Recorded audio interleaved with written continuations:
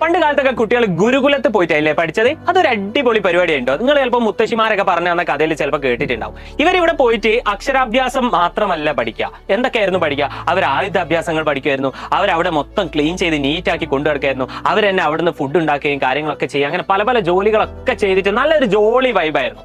അങ്ങനെ ഒരു ഗ്രാമത്തില് എന്തുണ്ടായിരുന്നു? ഇങ്ങനെ ഒരു ഗുരുകുല സംഭവം ഉണ്ടായിരുന്നു. അവിടെ എന്താണ്, ഒരു 100ഓളം അല്ലെങ്കിൽ 100ലധികം കുട്ടികൾ പഠിച്ചുകൊണ്ടിരിക്കുന്നുണ്ടായിരുന്നു. അവിടേക്ക് എന്ത് ചെയ്യാണ്, ഒരു കുട്ടി ഒരു ദിവസം വന്നു. ഓക്കേതാ, ഈ ഒരു കുട്ടി വന്നിട്ട് ഗുരുവിന്റെ അടുത്ത് നിന്ന് അനുഗ്രഹമൊക്കെ വാങ്ങിയിട്ട് ആ കുട്ടി എന്ത് ചെയ്തു, പഠിക്കാൻ തുടങ്ങി. അപ്പൊ ആ കുട്ടി പഠിക്കാൻ തുടങ്ങിയപ്പോ എന്താണ്, യെസ്, കൂട്ടുകാരും ഒക്കെ ആയിട്ട് ഇവൻ പെട്ടെന്ന് കമ്പനിയായി. അവിടെയുള്ള മറ്റേ ആയുധാഭ്യാസത്തിലാണെങ്കിലും മറ്റേ പാചകത്തിലാണെങ്കിലും അവിടെയുള്ള ബാക്കി എല്ലാ പരിപാടികളിലും ഈ കുട്ടി എന്തായി, നല്ല കഴിവ് തെളിയിച്ചു. ബട്ട് ഈ കുട്ടിക്ക് എന്താണ്, പഠിക്കാൻ തീരെ പറ്റുന്നില്ല. എത്ര നോക്കിയിട്ടും പറ്റുന്നില്ല. അപ്പൊ ഇതിന്റെ പേരിൽ ഈ കുട്ടീനെ സുഹൃത്തുക്കളൊക്കെ കളിയാക്കുകയും ഒക്കെ ചെയ്തിട്ടോ.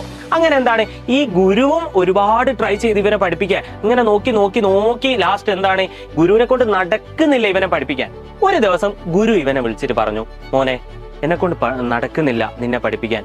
ഇവിടെയുള്ള ബാക്കി എല്ലാ കുട്ടികളെയും പഠിപ്പിക്കാൻ എനിക്ക് പറ്റുന്നുണ്ട്, നിന്നെ പഠിപ്പിക്കാൻ മാത്രം എന്നെ കൊണ്ട് പറ്റുന്നില്ല. നീ പഠനത്തിൽ മാത്രമേ ബാക്കോട്ടുള്ളൂ, ബാക്കി എല്ലാ കാര്യത്തിലും നീ മുന്നോട്ടാണ്. അതുകൊണ്ട് നീ തിരിച്ച് നിന്റെ ഗ്രാമത്തിലേക്ക് പോയിക്കോളൂ. അവിടെ നീ വീട്ടുകാരെയൊക്കെ ഹെൽപ്പ് ചെയ്ത് അവർക്ക് വേണ്ട കാര്യങ്ങളൊക്കെ ചെയ്തു കൊടുത്ത് നീ ജീവിച്ചോ. ഇവിടുന്ന് നിനക്ക് പഠിക്കാൻ പറ്റുന്നില്ല, എനിക്ക് നിന്നെ പഠിപ്പിക്കാൻ പറ്റുന്നില്ല എന്ന് പറഞ്ഞ് വളരെ സ്നേഹത്തോടെ കാര്യം പറഞ്ഞുകൊണ്ട് ഗുരു എന്ത് പറഞ്ഞു, ആ ശിഷ്യനോട് പോയിക്കോളാൻ പറഞ്ഞു. അങ്ങനെ ഈ ശിഷ്യൻ ഇങ്ങനെ പോയിക്കൊണ്ടിരിക്കുകയാണ്. ഈ ഗുരുകുലത്തിൽ നിന്നും ഏകദേശം ഒരു 200 മൈൽ എങ്ങനെ അകലെയാണ് ഈ കുട്ടിയുടെ വീടുള്ളത്. അപ്പോൾ ഈ പണ്ടൊക്കെ ഇങ്ങനെ നടക്കണേ, വേറെ ഒന്നും ചെയ്യാനില്ലല്ലോ. അങ്ങനെ നടന്ന് ഇങ്ങനെ പോകുമ്പോൾ ഉച്ച സമയമാണ്, ഭയങ്കര വെയില്. ഈ കുട്ടി ആകെ ക്ഷീണിച്ചു.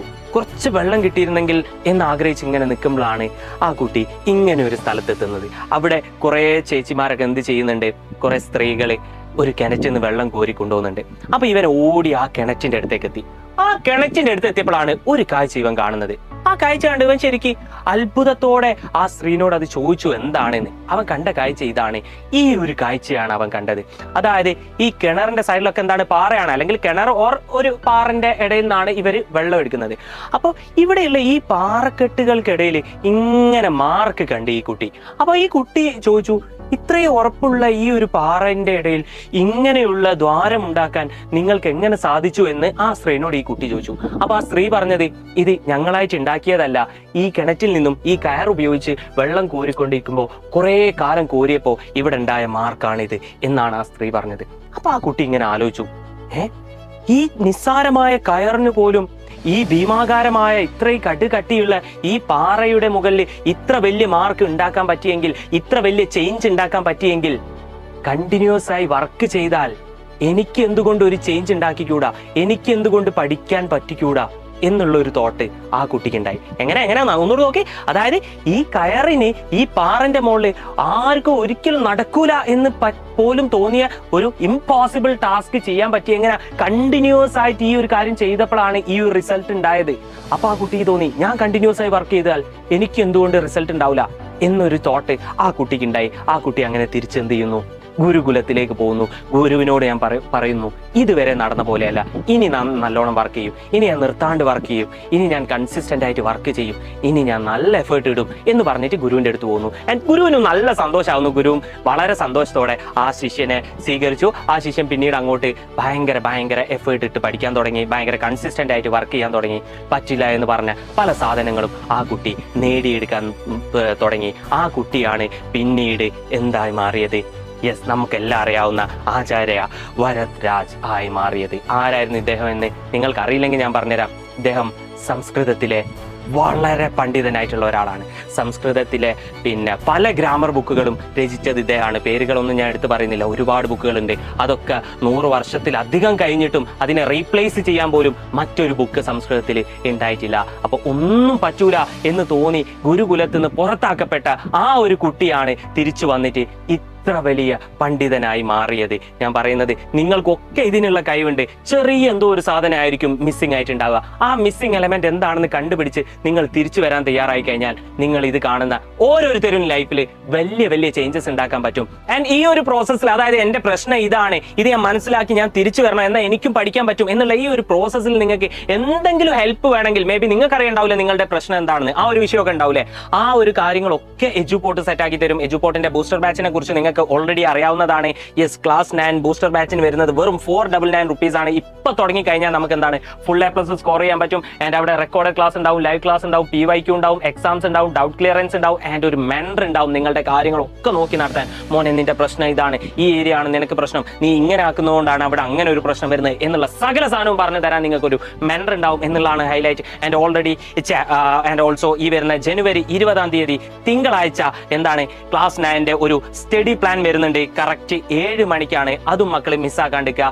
ഓൾസോ നമുക്കൊരു വാട്സപ്പ് ചാനൽ ഉണ്ട്. ഒരുപാട് കേരളത്തിലെ ഒരുപാട് കുട്ടികൾ മെമ്പേഴ്സ് ആയിട്ടുള്ള വാട്സപ്പ് ചാനൽ ഉണ്ട്. ഇതിൽ നിങ്ങൾക്ക് ഡെയിലി ക്വസ്റ്റ്യൻസ് ഒക്കെ നമ്മൾ തരുന്നതാണ്. ആൻഡ് പ്രധാനപ്പെട്ട ന്യൂസുകളും വരും. അങ്ങനെ ഒരു കാര്യവും നിങ്ങൾക്ക് മിസ്സാവാത്ത രീതിയിൽ സെറ്റ് ആക്കി തരും. ഈ 3 കാര്യങ്ങളുടെയും ലിങ്കും സാധനങ്ങളും ഒക്കെ താഴെയുണ്ട്.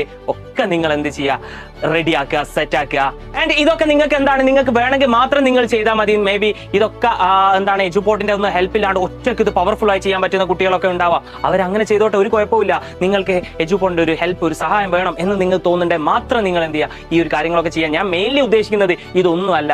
അതായത് എന്താണ്, ഈ ഒരു കുട്ടി, നേരത്തെ പറഞ്ഞ കഥയിലെ ആ ഒരു കുട്ടി, തനിക്ക് പറ്റില്ല എന്ന് പറഞ്ഞിട്ട് ഗുരുകുലത്തിൽ നിന്നും പറഞ്ഞയച്ച ആ കുട്ടി വഴിയിൽ വെച്ച് മനസ്സിലാക്കുകയാണ്, എന്റെ പ്രശ്നം ഇതാണ്, എനിക്ക് എന്തുകൊണ്ട് ഈ കണ്ടിന്യൂസ് എഫേർട്ട് ഇട്ട് കഴിഞ്ഞാൽ ചേഞ്ച് വരുത്താൻ പറ്റില്ല എന്നുള്ള ആ ഒരു തോട്ട് ആ കുട്ടിയിലേക്ക് ഉണ്ടായി. ആ കുട്ടി തിരിച്ചു പോവാണ് അല്ലെ. തിരിച്ചു പോകുമ്പോൾ ആ കുട്ടിയിൽ 2 ക്വാളിറ്റീസ് ഉടലെടുത്തിരുന്നു. ഒന്ന്, സ്ട്രോങ് ഡിറ്റർമിനേഷൻ ആണ്. എനിക്കിത് പറ്റും, ഞാനിത് ചെയ്യും, ഞാനിത് നേടിയെടുക്കും.